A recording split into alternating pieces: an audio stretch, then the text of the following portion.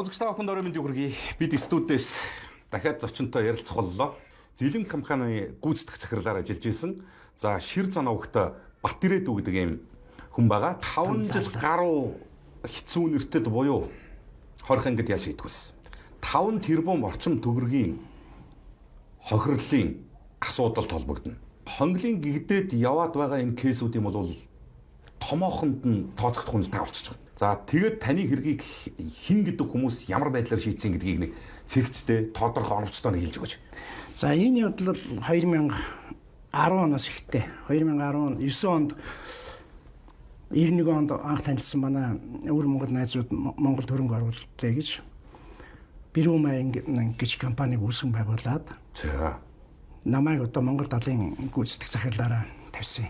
Бирүү Маян гэсэн. Тийм Бирүү Маян гэдэг одоо хятад талын байгаа. Тэрний доор нь Зилэн компани байхгүй юу? За зөв. Тэгээд гүйцэтгэх удирдлагын тань би тэр хятадынхаас гүйцэтгэх захирал нь Зилэн компанигаас гүйцэтгэх захирал. За ингээд явлаа. За ингээд явж идэл Vitavid компани захирал Жаргал сайхан гэж үнд South Business гэдэг Канадын хөрөнгө оруулалтын компани тэндээс 2 лиценз аваад одоо манай компанитай хамтрая гэдэг. Тэгээд Жаргал сайхан 47% эзэмших болоод Хятад 53% эзэмших болоод за тэр талбай дээр нь 2009 онд хайгуулын юм гараагүй. Одоо Жаргал сайхан чи миний түүцийн дарах хүн шүү дээ. Би гүйцэтгэх захирал нь би тэр хүний үүргийг биелүүлэх ёстой. За тэр нэг өдөр дуудаад надад 30 сая төгрөг өгөөд. За яах гэж вэ? South Business компани дээр нэг лиценз байгаа ярьсан. Тэрийг очиод авъя авчих. За тэгэнгүүт би одоо ажиллаа хийх ёстой шүү дээ. Цайлан өглөө шүү дээ. Өглөө би чинь очиод лиценз аваад. Би чинь цайлан авч одоо амьдрах хэрэгтэй юм. Тэгээд би South Business компани дээр нь очиод бүх татварын төлөөд тэднийх ерөөсөө тэр талбай дээр 30 сая төгрөгийн хайгуул хийсэн юм билээ. Тэгээд тэр нэг ашиггүй гэж үзээд тэрийгэ зарах шийдвэрийг бүр юу н гаргасан юм бэлээ. Түүцэн одоо бүр Канад байдаг юм. Энэ Сара Армстронг гэдэг үний мэдүүлгэн дээр байгаа. Одоо удирдах зүйл нь энэ 5261 гэдэг лицензийг заргасан өөр өгсөн байхгүй юу? Тэр даваагаар эдгээр зарсан. Тэрийг би очиж авсан байна. За 2010 оны 3 сарын 12-нд ингээ бүр гараг усыг зураад лиценз шилжлээ аль байсан. За ингээд одоо хоёр талын гараг усыг зураад гэрээ ингээ гэрээ хийгдсэн. За ингээд 10 онд шилжүүлж авчаад 12 он хүртэл Хятадын тал хөрөнгө оруулаад 14 сая орчим долларын хөрөнгө оруулаад 42 сая тонн нөөц илрүүлсэн баггүй юу? 12 оны 2 сарын 14-нд эрс байдлын зөвлөлөөр орж батлагдж байгаа. Одоо нөгөө шилжиж ирж байгаа лицензийн талбайд хийсэн хайгуулыг хийж байгаа шүү дээ. 14 сая доллар 2 жил зарцуулаад ингээ эрс байдлын зөвлөлөөр энийг Монгол улсын эдийн засгийн сан бүртгэж авч байгаа. За ингээд бүртгээд авангууд бид нар дээр хэрэг үүслээ. Анхаарал татаад эхлэхгүй юу? Тийм 42 сая ашиггүй юм шиг байсан талбай чинь 40 сая тонн үүсэлтэй болчихгүй. Тэнгүүд нэг өдөр гэрмэрд нэгжлэг хийгээд барьж авч явчихсан. Одоо яг нөгөө хонглын гээл байгаа энэ хурц байна. Атгийн дид дарга байсан шүү дээ. 12 оныг ярьж байгаа юм тийм. За нөгөө мөрдөгч нөгөө нэг айхтар барахас бат бямбаж явна тэр. Нөгөөх. Нөгөө төлчин. За байцааж хэлдэм юм уу? Байцаагаа сүртэй ч юм байхгүй тэгээд бид нар бас юм хэлж байгаа юм чинь. Прокурор нь улсын ялагч Алимаа гэж. За Алимаа прокурор сүүлд нөгөө Монгол улсын түүхэнд аймгийн анх удаа аймгийн ерөнхий прокуророор томилогдсон. Одоо байхгүй. Тэр хүмүүс мэдлэг чадвартай болоогүй. Албан тушаалын авилгал авч бидний ялсныхаа төлөө. Энэ хэргийг ялснараа. Тийм, авилгал авсныхаа төлөө. Гэрээс аваачаа шууд 210 ганц хийчихэж байгаа юм. Тийм. 210 хоногийн хугацаанд танаас хэд удаа мэдүүлэг авсан. Тэр хугацаанд шүүх хурал ерөөс товлогдов. Тийм 3-4 удаа байцсан ба. Шүүх хурал болохгүй тэгэл хориол байгаа. Хориол байгаа. Тэгээд одоо гадуур байцаал энэ төр орё гэдэг хүсэл тавьж үзсэн юм да. Үдсэн өмгөөлөгч нар одоо бүгд байдаг прокурор шүүгчд өргөдөл өгсөн хүсэлт гаргасан хүлээж авдаг. За ингээд шүүх 211-ийн дараа нэг юм байна. За ингээд нэг шүүх хурал болохоор бид нар ч одоо бөөн баяр болтой юм байна. Энд дээр чинь ганцхан үндэслэл байгаа шүү дээ бидний шийдэх. Тэр нь юу юм гэхээр 2010 оны 4-р сарын 8-13-нд South Business компанид тусгай зөвшөөрлийг зурцлах мэдээлэл хөргүүлж Энэ 4 сард гэдэг байгаа биз. Бид нар 3 сарын 12-нд энэ лиценз авцсан шүү дээ. Хилжүүлээ энэ гэрээ хийгдээ. Тэгээд энд хясан богдуулсан гэж үг оруулахын тулд энэ бичгээр хясан богдуулаад тэгээ энэ 10 он юм яриад шүү. Тэгээд 42 сая тонн нүүрсний нөөц бүхий гэдэг юм. Энийг чинь бид нар хөдөлмөрлөж 2 жил хөдөлмөрлөж тогтоосон. Одоо намайг болохоор энэ Батбаяг надад өвсөн хуйлдаж гэж байгаа юм. Би Батбаяг гэж үнтэй амьдралдаа уулзсан. Одоо нэг ашигт муутлын Батбаяг. Тийм, нэг ч удаа уулзаж яаж байгаа юм. Энэ хавц зэрэг дотор 30 хавц зэрэг байна. Тэр дотор намайг буруутгасан нэг ширхэг ууц цаасч байхгүй. Бид нарыг зүгээр юм дүүгэнтэй том хэрэг болгохын тулд одоо завсарт нь хавчуулж одоо хэрэгдээ хүч өгч явахгүй. Ингэж ялж байгаа. Тэгээ шүүх хурал дээргүй бид нар чинь ингээд энэ хуулийн дагуу ингээд 3 сард бид нар хэрэгжсэн. Энд чинь сар гарны дараа тэр бичиг биднэрт ямар хамаатай ингээд дуурахгүй шүү дээ. Өөр юм яриад тэгэл ингээд дараагийнх нь нотлох баримт нь болохоор иргэн жаргал сайхны зааврын дагуу гэдэг юм. Үүргийн дагуу ч энэ чинь бас ингээд албаар гэдэг. Зааврын дагуу бид зааварчлаа. Энэ нөгөө үгсэх тохиолдол хэлбэрийг харуулж ингээд бий болгоод байна. Тэгээ ингээд бүр энэ он сар өдрүүдтэй байгаа. Энэ жаргал сайхныг бүр зүү хараад аваач орчоод хамгийн муу газар. Энэ жаргал сайхуудаа нэгснэ хүн бүр янз бүр гэж болно шүү. Одоо тамалж шүү дээ. Тийм тамалж байгаа байхгүй юу? Энэ жаргал сайхч өөрөө сахар бас жоохон шалтгаантай байсан гэдэг үү? Сахартай. Тэгээд ерөөсөө ганцхан өсдөг юм. Би батлан талт гармаар л гэдэг. Тэгдэр дэн дээр нь тоглоод тахгүй. Тэгээд 47 хүнд байгаа байлээ. Жаргал сайхан дээр гэж. Тийм бид нар бол хэрэггүй шүү дээ. Бид нар байж байгаа ямар ч хэрэггүй юм шиг. За энэ хэргийн тэгвэл ерөөсөө анханасаа хөдөлсөн зорилго нь юу гэсэн юм? Энэ одоо бодоод байхад нэгдүгээрт энэ Батбаяг гэдэг хүн бол хөвсгөлд өөрөө тариалангийн том аж ахуйтай, тэндээ залуучуудын байгууллагатай судалгаагаар сонгуульд одоо хөвсгөлөөс бол нэлийн дээгүүр байсан юм билээ. За нэгдүгээр тэрийг одоо намсан юм байна. Хоёрдугаар 12 онд сонгуул болж исэн. Сонгуулаар одоо эдбэгдэрж ерөнхийлөгчд орилох нэг тийм PR нэг юм хэрэгтэй биш шүү дээ. Одоо та бүхэн санаж байгаа бол одоо авилгачдын шоронд хорцсон бид нар одоо хөл гараа хөдлөх гэж байж ядж байна гэж орлоод байна. Тэр нь зөвхөн бид нар байхгүй. За 3 дугаарх нь болохоор энэ жаргал сайхны 47%-ийг ерөөсөө дээрэмдэх.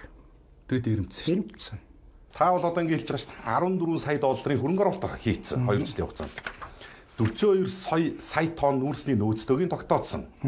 Ийм ордыг жаргал сайхан гочин сүлд наа хэрэгчин гэд хаагдахад бол би 4 сая 100 мянган төгрөгөөр зардсан юм а гэж хэлдэг шүү дээ.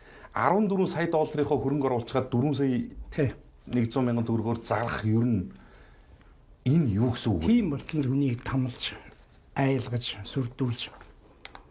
Тэгээ энэ тодорхойлт нь энэ иргэн жаргал сайхан энэ гэрчийн мэдүүлэггүй гэж аваад өмгөөлөгчгүй гэж аваад өмгөөлөгчгүйгээр мэдүүлэг өглөө гэж бүр ингэж албаар ингэ тодруулж аваад. За тэгээд энэ нөгөө шийдэх доктор дээр болохоор иргэн жаргал сайхны өмгөөлөгчийн хамт өгсөн мэдүүлэг яриад байгаа байхгүй юу? Өмгөөлөгч өгсөн бол өөрөө шүүхтэй тодорхойлт. Тийм ингээ бүр өөрөөр нь бичүүлсэн байхгүй юу? Хавц зэрэг дээр ч гэсэн өмгөөлөгчгүй байцаас ингээ байцаалтан дээр нь одоо байгаа. Тэгээд нөгөө шийдэх болохоор өмгөөлөгчийн хамт өгсөн мэдүүлгээр нотлогдож байна. Юу нотлогдсон юм? Юу ч нотлогддог байхгүй. Зүгээр л тэгж хэлүүлсэн баг. Тэгээд жаргал сайхны батлан талд гаргацсан. Энэ анх шатны шүүхийн энэ алтан туул гэдэг тухайн үед нарийн бичиг байсан. Энэ жанчууны юм уу энэ хоёр шүүгчид би ярин энэ нэвтрүүлгийг юу тохиолдуулаад баярлалаа гэж бас энэ хүмүүс гэсэн шокроо яагаад юм хүмүүс таныг баярлуулав? Бидний шийдэгчийн дараа энэ жанчуу юм боо шүүгчвэл манай эхнэрт за ах нь одоо чадхаараа эргэлтийн бичигд хийж өгд туслая да. Уг нь ингээд даслагчийн дараа хүнд эргэлтийн бичиг өгдөг юм билээ. Тэгээ бид нар хавцар эргийг авчиж танилцуулсан байхгүй юу? Тэгэд энэ алтан туул миний харуу та нар хэрэг хийгээгүй шүү дээ гэжсэн байхгүй. Маш том итгэл өгчөж шүү дээ тий. Бас ингээд үнэн ярьж байхад энэ магадгүй энэ хүмүүс гэсэн өмнөний төлөө дуурах энэ бидний энэ хэргийн төлөө дуурвал бас юм ярих хэрэгтэй хүмүүс. За тэгээд тэр нэг гэрчийн асуудал байна. Та тэр нэг гэрчийг хийж өгөөч. Наа чинь одоо ер нь ийм хүн байсан юм байгаагүй юм одоо сүүлдээ. Та нарын чи ялалцсан тэр гэрчийн мэдүүлэгч сүүлдээ юу болоо явж байгаа. Тий энэ Сара Армстронг гэдэг тий энэ өөрийнх нь мэдүүлгэн дээр энэ зэлэм компаниур энэ лиценз шилжиж яхад би ажиллаж байгаагүй. Сүүлд нэрсэн байхгүй.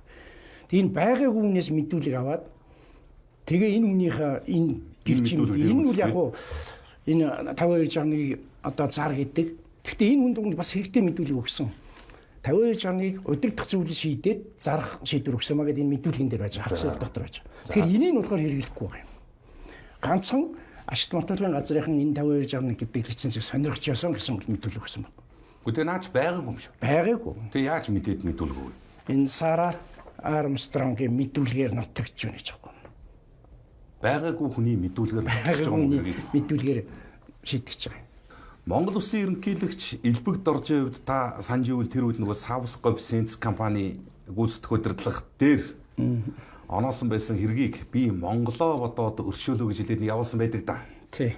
Үүнийг та энэ хэрэгтэй яаж холбох вэ? Биднээр дамжуулж Савскоп Сенсийн удирдлагуудад авилгын хэрэгээр ял үүсгэсэн шүү дээ. Тэгсэн. Тэгсэн ирнэ биднээс тусгаарлцсан. Бид нартай ерөөсөө энэ хэрэг хамааралгүй болгоод тусгаарлаад тэгээд эдгээр чинь тэр одоо Савскоп Сенс чинь өөр эзэдтэй шүү дээ. Тийм билээ. Бодвол тэр юм ал хийцэн байлгүй. Тэр хоймогийн дээрэмжсэн байлгүй. Тэгэнгүүтээ Justin Capital өршөөгөө явуулсан байна. Justin Capital гэж чинь уг нь энэ бүх юмыг битүүмжлээд 35 тэрбум төгрөгийн тий одоо эд хөрөнгө хураах энэ авц тэргийн энэ байгаа. Бүр ингэж жагсаалтаар нь. Монголын одоо хөрөнгө олж авах боломжтой байсан байхгүй. Тэгээ ерөнхийлөгч дэрийг өршөөснөөр энэ хөрөнгө байхгүй. Хин охирсон бид бүхэн охирсон шүү дээ. За Батөрөөс хэл нэг ийм зүйл байгаа. Та бол нэг өөрөө хэлэхдээ жинхэнэ хонглын эхний одоо чирүүлсэн охирогчийн нэг нь бол би гэж хэлж байгаа. Тэгэхээр энэ хонгол бол өөрөө нэг тийм технологичсан байгаад идэг л да. За үүний гадуур дахиад нэг асуудал байдаг нь одоо энэ л дээ. Хэвлэлээр эхлээд үжилждэг, ялждаг. Яг ингээд нэг айлаас нэг юм портер мөнгө гарсан. За энэ зэлэм компани захирал бол нэг портер дүр мөнгөтэй байж ирснийг одоо манай хууль хяналтын байгууллагын арчиж яваа явж байгаа гэдгийг мэдээлэл явуулаад. Тэгээд араас нь яллахад их амар болдог гэсэн юм шүү. Нийгмийн сэтгэл зүй их гоё боллоо шүү дээ. За энэ батарейд өгж ясан навшин авилгач юм байна. Одоо гэртэн мөнгө нь портероор байж ийн хэрэг үгс үгүй гэдэг тэр тухайн үед ч юм бол портер мөнгө гэдэг чинь юу амар юм нийгмийн сэтгэл зүйд очсон. Тэгэхээр тань дээр юу гэдэг зохиолууд яаж явсан юм? За яг энэ хэвлэл дээр гарангууд бид нар ч одоо тэнд үндсэндээ бол хэлс эрэхт юу хийцнээ мэдэхгүй. Энд чинь шүүхрэл болов уу чинь юу хийснээ мэдэхгүй шүү дээ. Одоо яагаад энэ дөрвөдөө яах гээд байгаа юм. Тэг хамгийн гол нь гэмт хэрэг хийцсэн хүн бол за одоо баахан шиг ял угаасаа гэл залбирал суун штэ. Тэгэхдээ огт юм хийгээгүй юм чинь за маргааш л одоо үнэн мөнийг олоод гаргачих байх. Гэхдээ нөгөө итгэл угаасаа тасахгүй ингээ гаргачих байх гэл ингээ хүний ингэж сэтгэлээ мэрж ингэж юмыг хүлээнэ гэдэг бол хамгийн хүнийг амьдаар нь хамлаж байгаа. За дээр нь одоо нөгөө сони хөвөл дээр ийм мэдүүлгүүд ингэж гарахаар нөгөө тэнд хоригдчихсэн нөгөө шонгийнхаа энэ төр чинь тийм үү баян гар шүү дээ. Баян гар байна шүү дээ. Тийм баян гар байна. Гарж байгаа охины нүчиндий гэрийн ухъя. Яасан баян улгаач юу? Байнгын сэтгэл зүйн дарамт. Байнгын сэтгэл зүй. Тэгээд тэр сэтгэл зүйн нөхцөлд дарамтанд хоригдож байгаа хүмүүс чинь бишөө бүр тийж албаар тийж хүний тэр хоригдож байгаа нөхцөл байдлыг хүндрүүлж байгаа байхгүй. Тэр тантай хоригдож исэн одоо бусад этгээдүүд болохоор бас тийм хүн гарын нөхдүүд байсан. Ерөөсө баян камерын хүний солино шүү дээ. Байж байгаа л хүн амны эрэхтэй хүн оруулж ирнэ. Зодоо үүсгэх санхүүгийн хүчиндий гэдэг одоо юу гэсэн үг вэ? Тэр хүнд хэцүү тийм үед тийм үг сонсох тэр бол үнэхээр хэцүү. Тэр хүн биеэрээ дуулж ажиллана. 211 хорчход шүүх хурал болоод хуралдаан дуусаад хуралдаан даргалагч шүүгч одоо нөгөө шийдвэрээ танилцуулах хэрэгтэй шүү дээ. За Батөрөөдөө чамд холбогдох хэрэг ингээд шийдвэрээ танилцуулахгүй ингээд алгуулсан гэж. 461-ийн хашаа руу үндэсний аюулгүй байдлын зөвлөлийн 3 хар машин цовж орж ирсэн гэдэг ийм яриа байгаа юм. Би нэг нөгөө үзээгүй мэдэхгүй болохоор мэдэхгүй. Тэр 3 хар машин 461 руу цовж орж ирээд тэнд нэг одоо юу гэдэг тэр шүүх даргаасан тэр цогц шүүгчтэй ч юм уу хинтэй ч нэг 20-30 минутын уулзалт болоод явснаас мөн 20-30 минутын дараа шийдвэр танилцуулагдсан гэж. Ингээд одоо бид ингэсэн гэдэг зүйл яригддаг шүү дээ. Яг тийм. За энэ юу болсон юм? Бидний 3 хоног 461-ийн шүүх хурлын танхимд 3 хоног шүүх хурл болсон. Яг шүүхийн процессын үед бол цогц шүүгчийг улсын ядагч Альма Прокурорыг хэл бүггүй болгосон бид нар. Бид тэгж чадчихсан байхгүй юу? Яагаад гэвэл энэ ерөөсө болоогүй хэргийг тэд нар болгох гээд бид нар бүх баримтаар тэд нар няцааж ирсэн. Тэд чи аль болох л одоо хэрэг болгочих гэж үүлээ үзэж байгаа шүү. Үүлээ үзэж байгаа хэрэг. 18 цаг үед хурал завсарлаа. За бид нар ялцсан гэдэг. Шуурал дээр бид нар бүх юмыг бид нар төгсөж чадсан. Үнэхээр болоогүй бид нар нотолж чадсан шүү дээ. Альмаа шүгцүүл уцаа орлоо зүүн. Нөгөө зогч хүчин альмаага загнаа. Нөгөө хоорондоо бас муудалсан. Нөгөө хэрэгээ ялцаж чадахгүй юм чинь. Болоогүй юм чи юугаар ялцах юм. Тэг би өөр чи хэрэг хийсэн үл би аяга дугаалсан шүү дээ. Би тэр альмаа воркер хийсэн. Та хүн энэ багсууд байцаагчтай хөтөлсөж бүүжсэн дорхноо. Энэ хэрэгээ уншижсэн бол танд болоод надад хэрэгтэй байсан юм аа. Өөрөө тэр нүдний булаа болж байгаа юм чинь хэрэгээ ялцаж чадахгүй. Нөгөө өмгөөлөгч энэ чи инээгээд би өөр тэгж хөтлөж. Тэг би тань шиг хүн Монголын төрд ажиллаж байгаад би готчих юм. Тэгээд 18 цагт хурал завсарлаад бид нар ялцсан гээл сайхан байж исэн чинь байгаал байдаг 10 өнгөрлөө 10 хагас үед. Үндэсний аюулгүй байдлын зөвлөлийн их 3 хар машин орж ирж ингээл нөгөө бид нар чинь торонд байж хат нөгөө хорихын тэр ээлжийн дарга маргчин тэргээр явж байгаа шүү дээ. Тэгсэн чинь бид нар тэгээд ярьсан байхгүй 3 хар машин орлоо. Тэгээд зогч хүчтэй уулзаад 20 минут болоод 3 машин гараа явсан бидэрт ялавсан. Танд анханасаа 5 жилийн хорих ял өгсөн юм уу? Эсвэл өндөр байсны та 5 жилийн бичилж идэлж байгаа хэрэг юм уу? 5 жил 1 сарын хорих ял дээр нь 8 сая төгрөгийн одоо эд хөрөн хураах ял анхан шатны шүүхтэр. Тэгсэн чинь 5 заалдах шатны шүүхтэр болохоор энэ сарантай гэж шүүгч. Тэр хүнийг өөр тавлж байгаа юм шиг надад ингэж ялгааноос. Уг нь яг та дөрвөөс тэнцүү хавааж төлөвлөх байсан. Гэхдээ яг чамаар төлөвлөе. 5 тэрбум төгрөг. Хууль ус орсон гэдэг. Энэ үн хэцээстэй ямар хамаагүй. Зүгээр нөгөө компани зарсан л. Тийм. Тэгээд энийг л хууль усаар олсон орлого гээд. Тэгээд тэн чин одоо та байгуулсан ХХК-га зарахаар улсын яга 5 тэрбумаар хөрчих болох уу? Тэр 3 саягаар нь хууль усаар олсон орлого гээд одоо сард. Тэгээд бас та төлсөн юм уу тэгээд? Одоо төлбөртэй төлөөл явж байгаа шүү. Одоо тэгэл байнгын шүүгэн шийдвэр дээр хэлийн хоригтой төлбөртэй тэгэл юм хийж болохгүй ингээл явж шүү. Та суллагдсанаас хойш тэгээд хаашиж яв юм? Хаашиж яв. Хэлийн хоригтой. Одоо ч хэлийн хоригтой гоо. Одоо ч хэлийн хоригтой. Тэгэл тэр одоо таныг яана гэдэг тэр хэлийн хориг гэсэн цуцлахгүй дээ. Төлбөртэй гараа цухтаач гэж бодсон юм билүү тэгэл гарахгүй. Цаашдаа яах гэж байна? Та одоо энэ төлбөрийг төлсөөр тэгээд энэ хэлийн хоригтойгоо ингээд амьдрсаар байх юм уу? Хандсан бүх газрууд чинь чи хамаагүй юм байна. Бити хамаагүй юм да санаа тавиад тэгээд ингээд идэг. Тэгтэл та тэрэнд хамаатаа 5 жил хоригдоод 5 тэрбумын өрөнд орчоо сууж байна шүү дээ. Ямар танд одоо барьж явах ямар мөчөр харагдаж байна вэ? Харин энэ цаг үед ингэж энэ оюурдын ерөнхий сайдын энэ реформ, энэ хуулийн шинтгэл, энэ шүүх хууль хүчний байгууллагад энэ шинжилгээхийн реформыг би бол дэмжиж байна. Тэрэнд нь ч гэсэн түлхэц нэмэр болоосаа гэж бодоод би ингэж өөрийн хүсэл дээр энэ нэвтрүүлэлд орж байна. Би хэлмээр санагдах байхгүй. Эднэр бол хүний махаар хоолой орж иж байгаа хүмүүс байхгүй. Хүний нус нулимс нус цэрээр өглөөнийхөө цайг сүлж ууж байгаа хүмүүс.